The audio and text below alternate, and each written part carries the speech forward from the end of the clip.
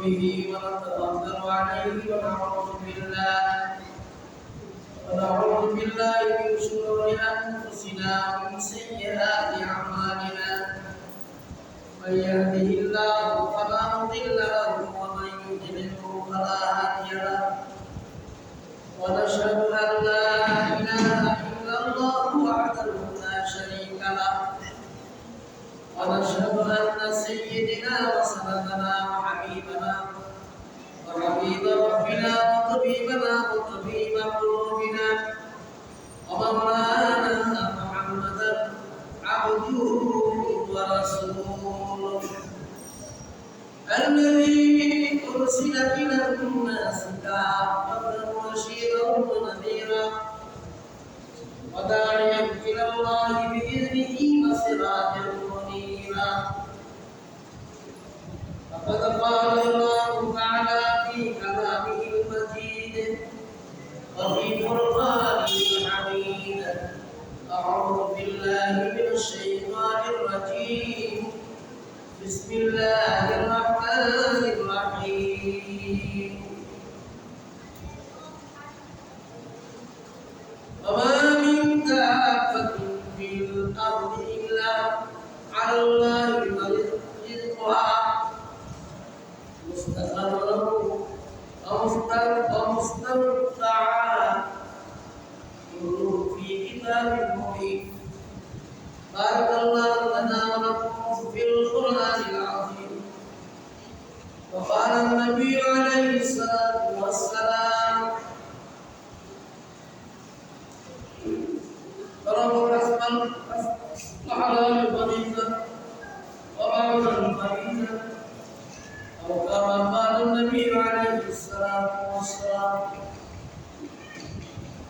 إن الله وملائكته يصلون على النبي يا أيها الذين آمنوا صلوا عليه وسلموا تسليما اللهم صل على سيدنا مولانا محمد وعلى آل سيدنا مولانا محمد زرزقني اللهم سيدنا مولانا محمد وعلى آل سيدنا مولانا ونبينا رحمة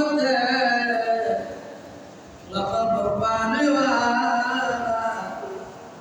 مرادي غريبك برلاني اللهم صل على سيدنا مولانا محمد وعلى آل سيدنا مولانا محمد تشرفت بجماله حسنت جميع خصاله صلوا عليه خلق में अशरफ ये तेरे मेहरबानी है मोहम्मदी हो फकत तेरे करम है बलगुना बिकमाली अशरफ بجماله حسنت جميع خصاله صلوا عليه وآله اللهم صل وسلم وبارك عليه الحمد لله الله من دربار الشكر في আমাদেরকে পবিত্র মহরম চাঁদের দ্বিতীয় জুমা মসজিদে আসার বসার নামাজ পড়ার সুযোগ আয়োজন করেছেন এই জন্য শুকরিয়া আদায় করি আলহামদুলিল্লাহ মানুষ কত হারাতে আছে একটু খেয়াল করে বোঝা যায় আমাদের আল্লাহ পাক সুস্থ রাখছে আমাদের বাবা এবং আমাদের পূর্বপুরুষ আশেপাশে কবরের মধ্যে শুয়ে গেছে ওই কবরে আপনি আমারও যাইতে হবে যাওয়ার আগে কিছু সালাম তৈরি করে একত্র করব। এর আগে সালাম তৈরি করবেন, এর আগে কিছু সরঞ্জাম তৈরি করতে হবে, আমলের সরঞ্জাম। সেই জন্য আল্লাহ রাব্বুল আলামিন কোরআনে কারীমের মধ্যে বিভিন্ন আয়াতের মধ্যে সুন্দর ভাষা আওয়াজ করছে, তার কথা আমাদের বুঝানোর জন্য। আর এই কোরআনে কারীমের মধ্যে এই ওয়াদগুলি রেকর্ড করেছেন আল্লাহ তাআলা। অনেক মানুষ আছে হাসপাতালের বেডের মধ্যে শুয়ে উপরের দিকে মুখ দিয়ে আট হয়েছে, কিন্তু খানা খেতে দিতে পারে না, নরমাল দেয় আসলে না। আর অনেক মানুষ আছে এই খাবারের জন্য যত অন্যায় অপরাধ আছে এই দুনিয়ার মধ্যে করতেছে, তার শরীরের মধ্যে শক্তি সামর্থ্য আছে কিনা কিভাবে না আরো ভালো কোনো ভেদাভেদ নেই। ওটা মানুষের জিন্দিগির মধ্যে তিনটা ভাগ, ওই তিনটা ভাগ চিন্তা করলেই তার ফলাফল নিজের হাতে চলে আসে। আমি আমার শৈশবকাল থেকে নিয়ে চিন্তা করি যে আমি কি অবস্থায় ছিলাম আর এখন কি অবস্থায় আছি, আর কিছুদিন পর আমি কি অবস্থায় থাকবো। যে যৌবন কালের মধ্যে একটু শক্তি থাকলে জবানের লাগামও থাকে না, মনের লাগামও থাকে না, আর ফল লাগামও থাকে না। ঠিক করে কিছুক্ষণ আগে আপনার মুসল্লিরা উঠে করতেছে, আমাদের এলাকার ছেলেমেয়েরা কত ভালো মানুষের সন্তান, তারা বেঙ্গলের ভাষার মধ্যে বলার ভাষার মধ্যে পরিবার একটা নেই আমাদের টাইম এতে বোঝা গেল আমাদের মধ্যে দোষ আছে। ঠিক কিনা বলে তো আখলাকের মধ্যে দোষ আছে। নূহ আলাইহিস সালাম 600 বছর দাওয়াত তাবলীগের মেহনত করছেন, করার পরে এক মুশরিক তার সন্তান তুলে আপনার নবীর কাছে আসে।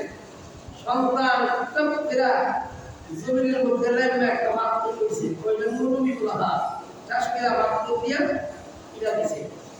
নবী আল্লাহর কাছে দোয়া করেন, হে আল্লাহ, আমি একত্ববাদের কথা বলি, এক আল্লাহর কথা বলি, এই মুশরিকের বাচ্চা আর বাবার কুলে তিনটা লাইন সেরা আমাকে পাথর দিয়ে আঘাত করলো, কোথায় গেল এইখান থেকে 900 বছর গেল, 950 বছর গেল।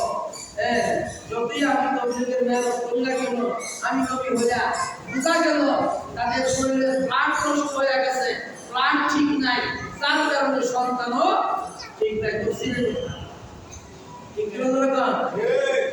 আমরা 950 বছর এক আল্লাহ কথা বলার পরে মাত্র 40 জন আর পুত্ররা তাদেরকে 80 জন আপনার কি ঈমান আছে। এটা কথা না, এই শক্তি সামর্থ্য বেশিক্ষণ থাকে না। আল্লাহ রাব্বুল আলামিন দেখেন আপনি যারা আপনার বিরুদ্ধে আচরণ করে মক্কার কামের মুশরিকেরা আপনার আক্রমণ তাদেরকে জানায় তাদের শক্তি বেশি দিন থাকবে না, তাদের মারের শক্তি বেশি দিন থাকবে না, জনগণের শক্তি বেশি দিন থাকবে না, তাদের দৈহিক শক্তিও বেশি দিন থাকবে না। কিছুদিনের মধ্যে আমি আল্লাহ সমস্ত কিছু তাদের দিকটা কেড়ে নিয়ে যাবো।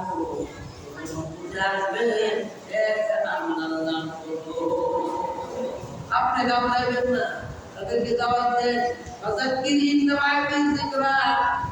আপনি দাওয়াত দিতে থাকেন। কে মানবে কে মানবে না, কে ভালো হবে কে ভালো হবে না, সেই দায়িত্ব আমি আল্লাহ।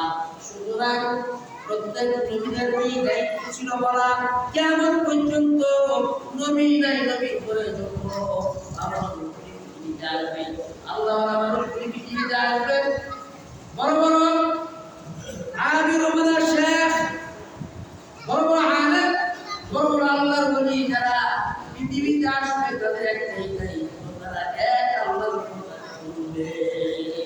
বলতে গিয়া নির্যাতিত হয়, বলতে গিয়া কষ্ট পায়, বলতে গিয়া অনেক দুনিয়াতে কষ্ট করে আল্লাহ রাব্বুল আলামিন বলেন দুনিয়ার কষ্ট সহ্য করো বলো তাহলে আরাম তোমার জন্য আমি ব্যবস্থা করছি ঠিক কি না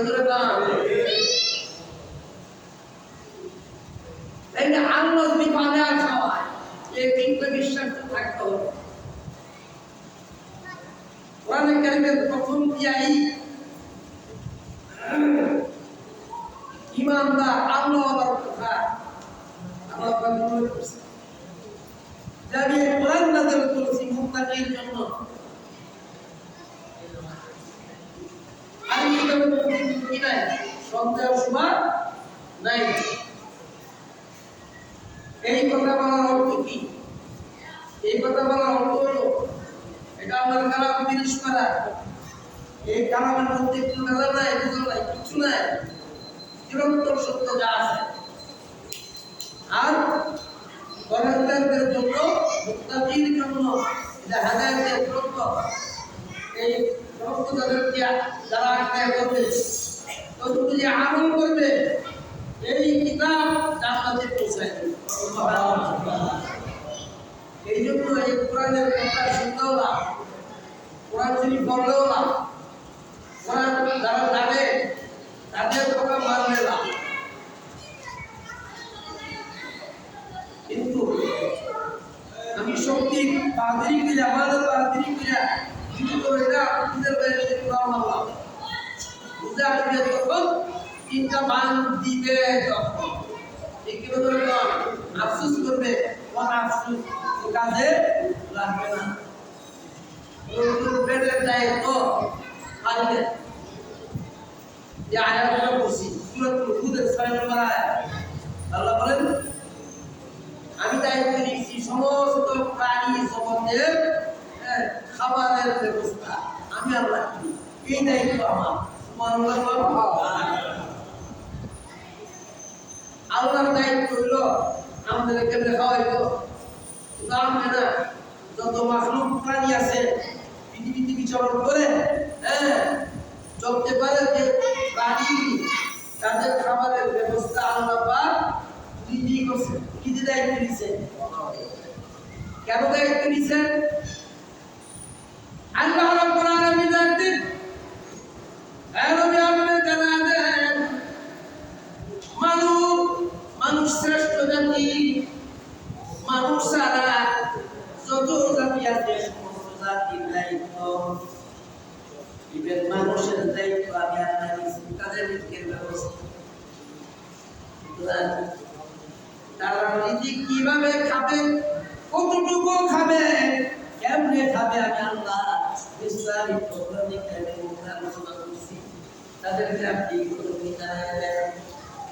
এই পেটের জন্য চুরি ধরেন এই পেটের জন্য বাপ মা ভুলে যায় যেই পেটের জন্য সেই দুনিয়ার জন্য যে মালের জন্য ভাই ভাইকে খুন করে বাবা সন্তানকে খুন করে সন্তান বাবাকে খুন করে মার কথা দেয় না আল্লাহ বলেন তারা যদি সঠিক পথের মধ্যে আসে আমি আল্লাহ আমার তাদেরকে আমি ঘোষণা দিলাম তাদের খাওয়া পড়ার ব্যবস্থা তারা করতে হবে না আমি আল্লাহ রিজিক মাফ করে দিব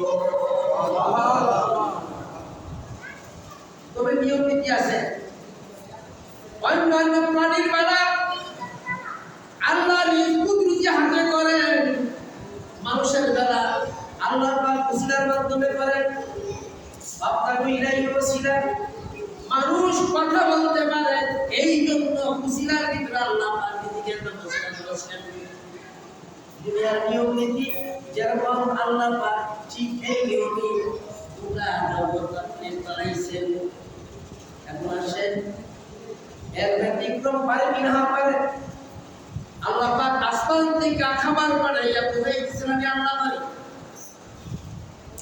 ঈসা আলাইহিস সালামের উম্মতের জন্য খামচা মারার কি এবং মাছের গুনাহ আল্লাহ পাক দুনিয়াতে পাঠাইছেন ঈসা আলাইহিস সালামের উম্মতের জন্য যদি আল্লাহ পাকের নিয়ম পদ্ধতির ভিতরে নয় আল্লাহ বলেন আমি ওয়ালা আমি পারি হে ঈসা নবী তোমার উম্মতের জন্য আমি আল্লাহ নিজ কুদরতে খাঁচা বলা খানা রুটি এবং মাছের পোলা আমি পাঠাইলাম। সুবহানাল্লাহ।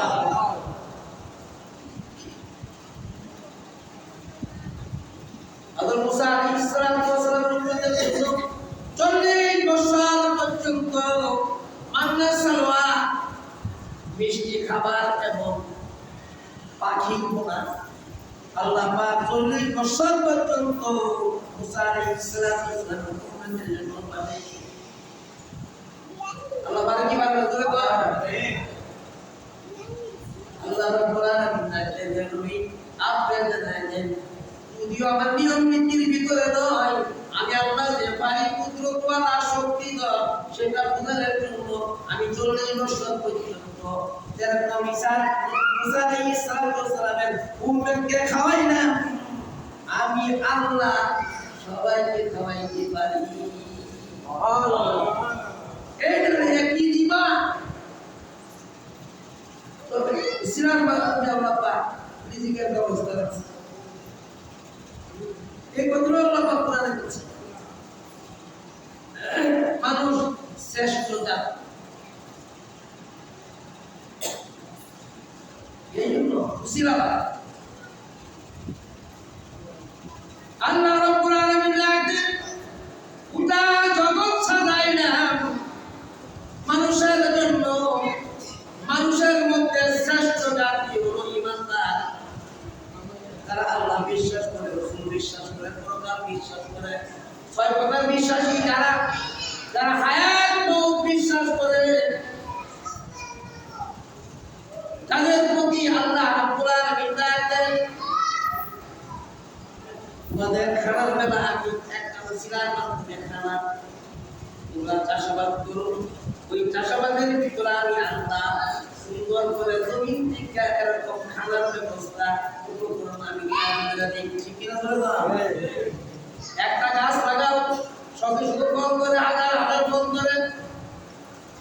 একটা ধানের বীজ লাগাইলে 100 সালার মধ্যে 100 তে বেশি দান আল্লাহ পাক দেন। একটা ওসিলার মাধ্যমে মানুষ শ্রেষ্ঠ জাতি, আর এই নবী উম্মত হলো শ্রেষ্ঠ উম্মত। সাল্লাল্লাহু আল্লাহ আলামিন বলেন এই নবীর উম্মতের জন্য গোটা জগৎকে আমি আল্লাহ নিজ জিম্মাবারি। সুবহানাল্লাহ। আর উম্মতের রাত তোমার আর কেমনে কার ক্ষতি করবে সেই চিন্তা বিকিরে আছে না? এরকম আছে। আল্লাহ যখন শিকার দিবে কারো ক্ষমতা নাই, কোনো শক্তি কুলাবে না, টাকা পয়সা কুলাবে না। আজকের দুনিয়া আপনি কালকের ফকির হইতে বেশিক্ষণ লাগে না। এই জন্য অনুরোধ করবো কোরআন বুঝেন, পরকাল বুঝেন, নিজের চিন্তা নিজে করেন মিয়া।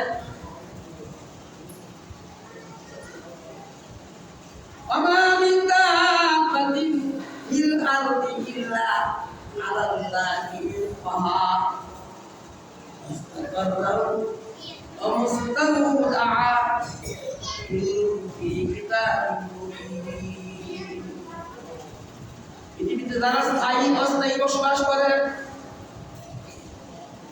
তাদের রিজিকের ব্যবস্থা আমি আল্লাহ, মানুষের রিজিকের ব্যবস্থা আমি আল্লাহ। আপনি যতই ইনফ্লুয়েন্সার করবেন না কেন, একটা প্রাণী রিজিকের ব্যবস্থা আল্লাহ যদি করে তাহলে আপনি আমার চিন্তা করার কোনো দরকার নাই। ঠিক কিনা বলে না? এতটুকু চিন্তা করা দরকার কিভাবে আল্লাহ পাওয়া যায়, কিভাবে আমল করলে আসমান থেকে আপনার রিজিকের ফয়সালা হয়। এই জন্য আমলের দ্বারা রিজিক পায়, আমলের দ্বারা রিজিক হবে। এই বিশ্বাস করার নাম হলো ঈমান। এই বিশ্বাসটা পয়দা করতে হবে।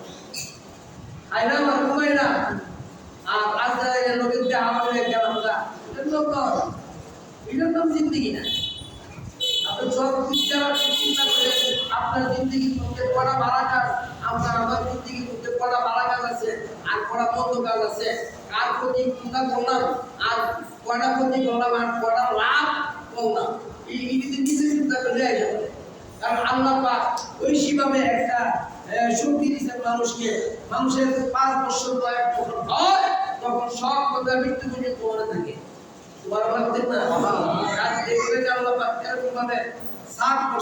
এই জন্য শিশুর মেধা বিকাশ 6 বছর থেকে আন্তর্জাতিক আইনে, আর আল্লাহ 5 বছর ঢুকতেই আমি কি করি তাদের ব্রেন্ডারে আয়নার মতো পরিষ্কার করে মৃত্যু পর্যন্ত কি করছে না করছে সকাল সন্ধ্যা চিন্তা করলে ওই ব্রেনের মধ্যে পাবে।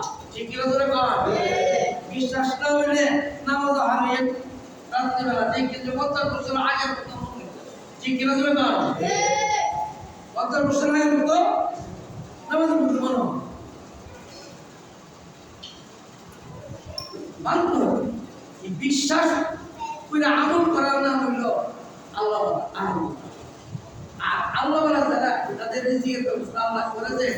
আরেকটা ঘটনা বলি, ইমাম কুরতুবী রাহমাতুল্লাহ আলাইহি কুরতুবী শরীফের মধ্যে এই আয়াতের ব্যাখ্যা করেছেন। কি ব্যাখ্যা?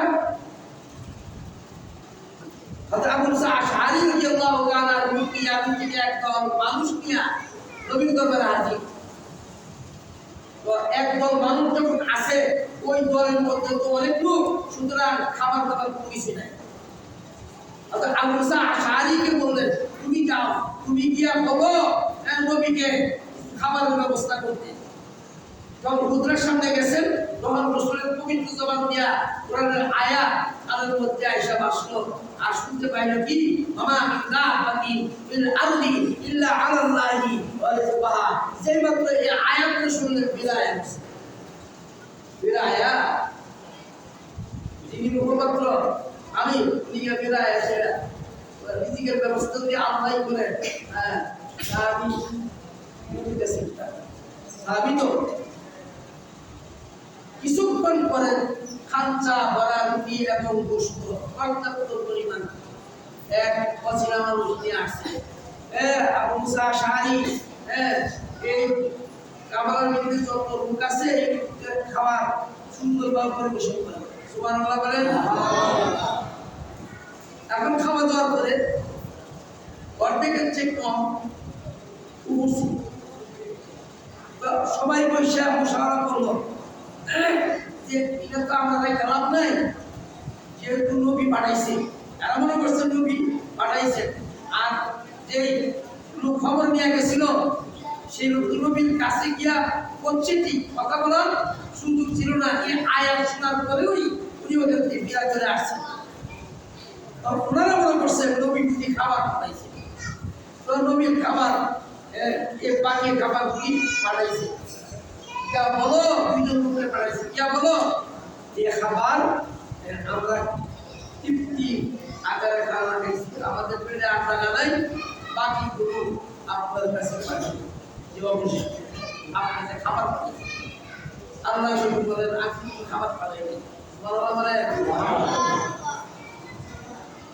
বিস্তারিত আলোচনা। আবু মুসা আশআরী বললেন, ইয়া রাসূলুল্লাহ, আমরা মনে করছি এখান যাওয়ার কি এবং আপনার দরবার থেকে আমাদের কাছে গেল, কিন্তু আমি যখন আপনার কাছে আসলাম আপনার জবানে এই আয়াতটা শুনতে পারলাম, মামা মিন্না বাকি ফিল আরদি ইল্লা আলাল্লাহি ওয়া রিজকুহা। আমার আর সাহস হয় নাই আপনাকে খানার কথা বলার জন্য। আমরা যখন ইবাদতে মগ্ন ছিলাম ওই মুহূর্তে আল্লাহর ওই মুহূর্তে খানটা ভরা দিন মুক্ত চলে যায়, মনে কর না আপনার দরবার থেকে গেল।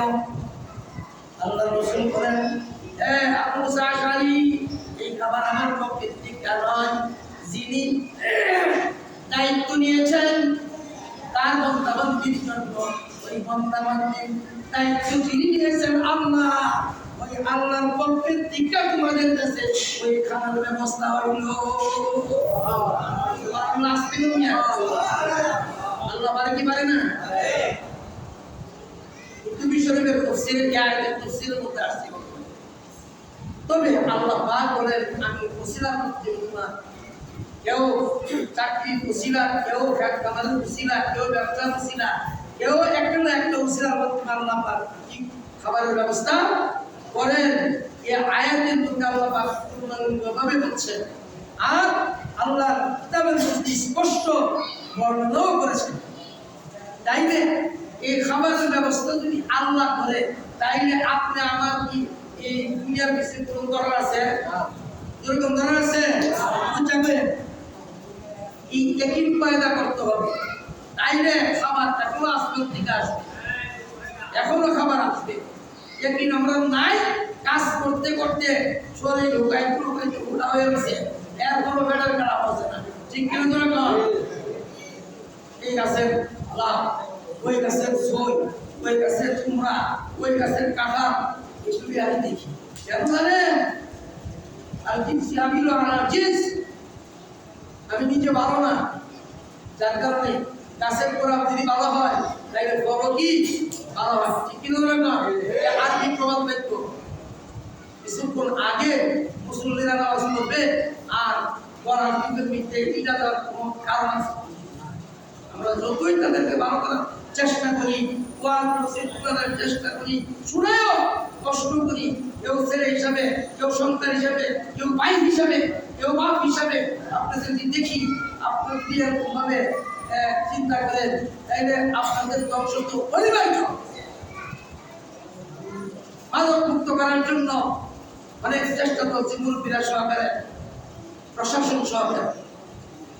মাদক মুক্ত হইলে বাপের কারো সর দিত না, মাদক মুক্ত হইলে মার উপরে অত্যাচার করবে না, মাদক মুক্ত হইলে ভাই ভাইকে চিনবে, মাদক মুক্ত হলে বোন বোনকে চিনবে, ভাই বোনকে চিনবে, একজনের আত্মীয় দরদ হবে।